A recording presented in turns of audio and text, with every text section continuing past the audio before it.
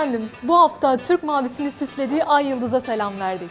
Doğu Türkistan'dan sıcak bir nefes, içli bir ses getirdik ekranlarınıza.